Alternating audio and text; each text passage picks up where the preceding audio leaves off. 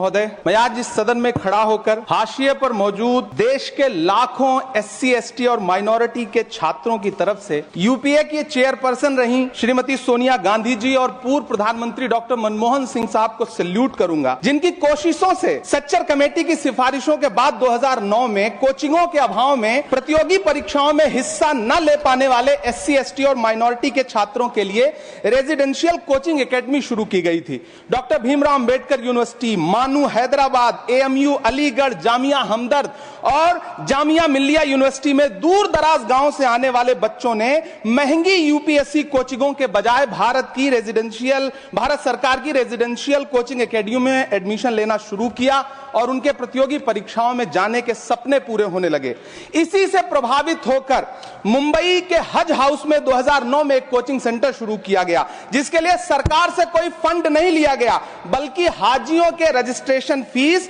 और service charges से बनने वाले हज कमेटी के कॉर्पस के एक हिस्से से इसे शुरू किया गया। तकरीबन 10 साल शानदार तरीके से चलने वाले इस कोचिंग सेंटर के रिजल्ट भी बढ़िया रहे। कई आईएएस दिए, आईपीएस दिए, महाराष्ट्र की स्टेट सर्विसेज में बच्चे सेलेक्ट होने लगे। फिर आया कोविड,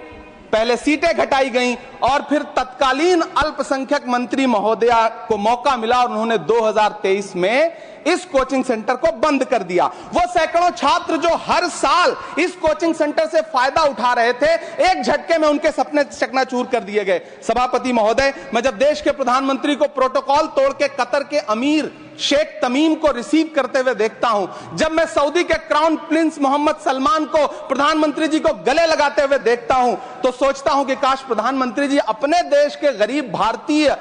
मोहम्मद सलमान और मोहम्मद तमीम को इसी तरह अपने पन का एहसास दिला पाते। कभी मैं जब प्रधानमंत्री जी को शेख हसीना जी को प्रोटोकॉल तोड़ के रिसीव करते देखता हूं, तो मैं सोचता हूं कि कभी प्रधानमंत्री जी अपने देश की बेटी बिल्किस को भी इसी तरह से अपने पन का एहसास दिला पाते। कभी कैब भोपाली ने कहा था, ये दाढ़ियां, ये तिलकधारियां नहीं चलती, हमारे अहद में मक्कारियां नहीं चलती, दिलों को हम कबीले वालों के दिल जोड़िए मेरे सरदार, सरों को काट के सरदारियां नहीं चलती। सभापति महोदय, मेरा अल्पसंख्यक मंत्रालय से अनुरोध है कि हाजियों के पैसे से चलने वाले हज हाउस कोचिंग के कोचिंग सेंटर को फिर से शुरू किया जाए। न सिर्फ शुरू किया जाए बल्कि उसकी सीटें भी बढ़ाई जाएं। जब पैसा सरकार को नहीं देना है बल्कि हाजियों का जो कॉर्पस सैकड़ों करोड़ रुपए के रूप में इकट्ठा है, उससे इसको चलना है कोचिंग सेंटर को, तो फिर इस कोचिंग सेंटर को चलाने में और देश के बाकी हज हाउसेज में इसे शुरू करने से सरकार को परेशानी क्या है। मेरा अनुरोध है, यहां मंत्री महोदय बैठे हैं, अल्पसंख्यक मंत्री, कि कृपया संज्ञान लें। देश के लाखों छात्र आपसे गुजारिश कर रहे हैं।